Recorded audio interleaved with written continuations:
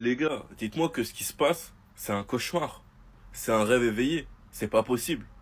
C'est pas possible. Je vous l'ai dit. Chaque heure, au Barça, une mauvaise nouvelle. Tous les 2 jours, t'apprends une mauvaise nouvelle. Rafinha ne sera pas au Classico, il a terminé la session d'hier avec des mauvaises sensations.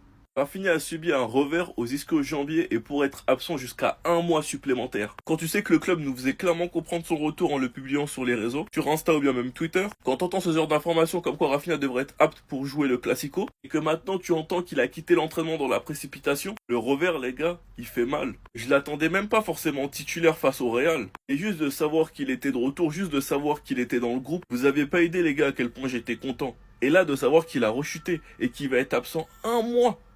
1 mois supplémentaire. C'est-à-dire qu'il devrait louper 4 matchs de plus. Cette nouvelle, les gars, elle est terrible. J'ai l'impression qu'on ne va jamais jouer avec notre équipe type cette saison. J'ai l'impression que tous nos titulaires ne vont pas être alignés cette saison. Koundé, il a reçu un coup à l'entraînement jeudi. De Jong et Christensen, ils ont eu la chiasse. Maintenant, Rafinha, il a rechuté. C'est quoi la suite? C'est quoi la suite? Enfin bref, sinon vous les gars, vous en pensez quoi? Ramenez-vous sur Snap, on s'ennuie. Les gars, tout portait à croire que Rafinha allait revenir pour le Classico. Mais finalement, out. Le Brésilien a eu de mauvaises sensations à l'entraînement et ne l'a même pas terminé. Les gars, en ce moment, côté Barcelone, là, c'est dur. Il y a beaucoup de blessures. Tous les jours, il y a des mauvaises nouvelles côté Barça. Et en plus de ça, il y a Koundé aussi qui s'entraîne seul à 2 jours du Classico.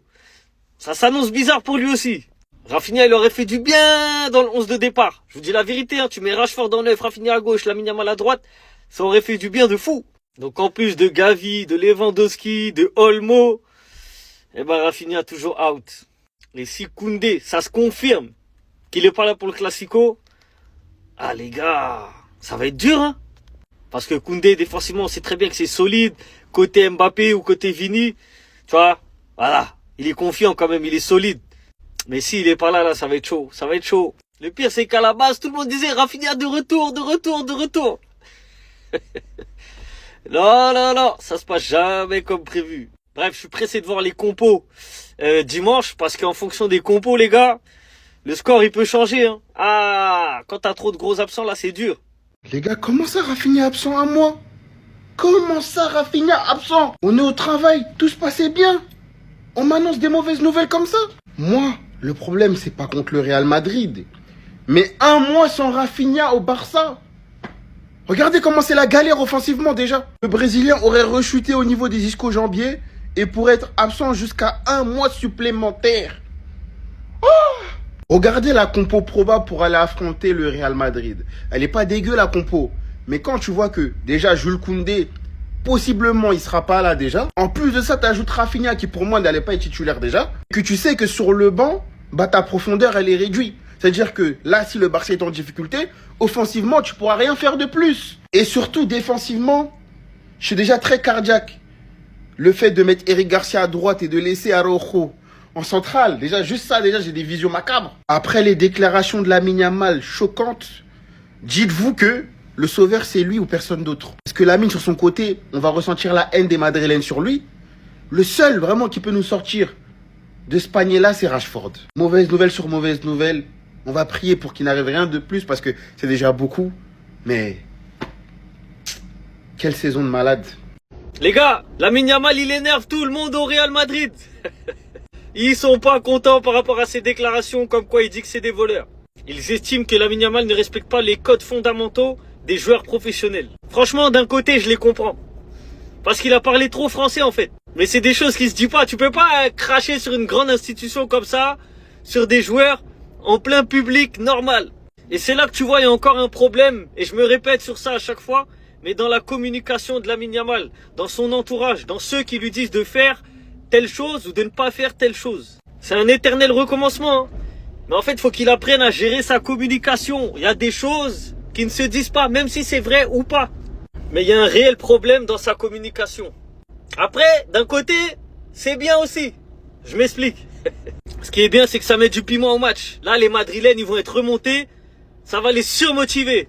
Et Lamine Yamal, lui aussi, il est toujours motivé. S'il gagne, il va dire, je vous avais dit. Par contre, s'il perd, oh, la sauce de fou. Mais c'est bien pour nous en tant que supporters du foot, c'est que ça met du piment. Mais si j'étais conseiller en communication ou dans l'entourage de Lamine Yamal, je lui aurais interdit de faire ce genre de choses. C'est pas bon pour son image. Parce qu'il se met à dos quand même une partie des Espagnols. Et c'est un Espagnol. Donc voilà, dans ces déclarations, il y a du bon et il y a du mauvais. Mouti, j'espère que t'es sûr de ton karaté là. Hein.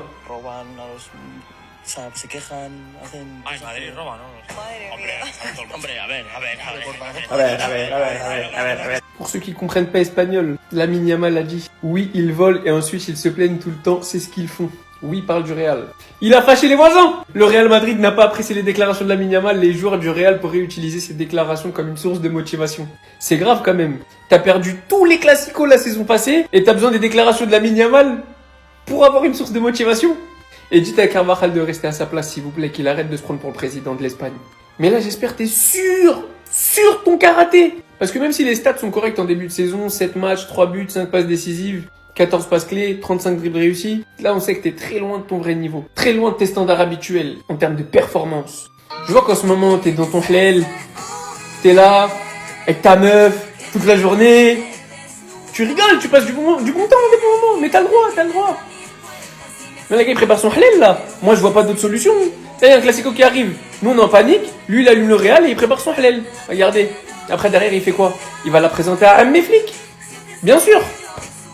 Qui d'autre que lui? Voilà, c'est Malcolm Ammé. Si vous comprenez pas Ammé, ça veut dire tonton en arabe. Ammé, voilà. C'est elle que je vais présenter à mes parents. Je prépare le hlel. Et je vous dis tout ça sur le ton de l'humour. Mais le pire, c'est que Rafinha, il sera même pas là pour le classico. Et c'est lui que j'attendais en fait. Rafinha a dû quitter l'entraînement, même s'il se sentait bien hier. Et d'après Mundo Deportivo, Rafinha n'a pas rechuté. Il est juste pas prêt. Et pour éviter de prendre un risque pour qu'il se claque, on préfère le préserver et c'est tant mieux. J'aime beaucoup cette décision. Mais savoir qu'on va aller au classico sans lui, avec ses 4 seuls joueurs en ligne d'attaque. Bon allez, il y a Bardi quand même, on le rajoute. Mais c'est un classico et ça reste plutôt limité en termes de banc. Il va falloir assumer. Parce que là, tout repose sur toi.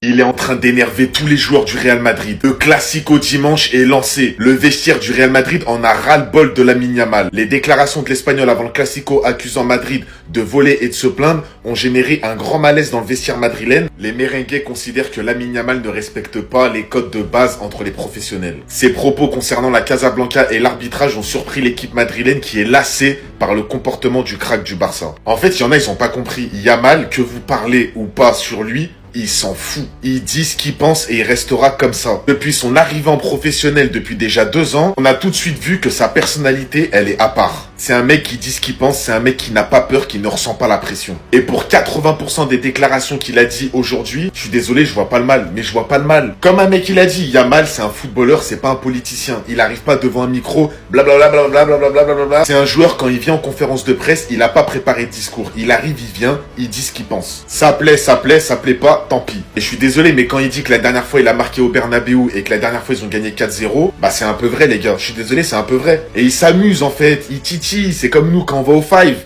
On se titille, on se chambre, c'est comme ça le football. Si on a, vous aimez pas ça, arrêtez de regarder le foot, sérieusement. Moi je suis désolé, je vois pas le mal dans ce qu'il fait. Et je suis sûr que s'il jouerait dans votre équipe, vous direz la même chose que moi. Si Araujo, il est vraiment titulaire dans ce classico, les gars, faudra vraiment se poser des vraies questions sur un défi, les gars, je suis désolé.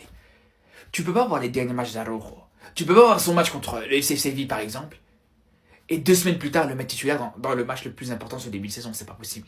Je suis désolé, c'est pas possible, les gars. On connaît tous les limites de ce joueur. On sait tous à quel point déjà dans les grands matchs c'est compliqué. Même dans les petits matchs maintenant, ça devient compliqué aussi. Quand on voit son match contre le FC Séville, son début de match contre le FC Séville, où il a fallu le sortir rapidement à la mi-temps, les gars, on se rend très vite compte à quel point ce joueur a des grosses limites. Alors ok, il peut marquer sur un malentendu, sur un coup de pied arrêté, et c'est ça qui est encore plus fou, les gars, c'est qu'il est meilleur offensivement en tant qu'attaquant. Quand tu le mets en neuf, tu le mets en attaque en fin de match pour aller chercher une égalisation, pour aller chercher un score. Mais pour défendre, les gars, ce joueur n'est pas fiable. Tu mets Araujo face à Mbappé, la seule manière pour lui de défendre, ça va être comme ça, les gars. Il faut lui acheter une mobilette, il faut lui acheter un scooter. Mais autrement, pour moi, je vous le dis, il va être laissé pour mort Araujo dans ce match s'il est titulaire. Donc j'espère vraiment que c'est faux, que c'est une intox et qu'il ne sera pas titulaire dans ce match, les gars. Sinon, vraiment, il faudra vraiment se poser des questions sur un des flics.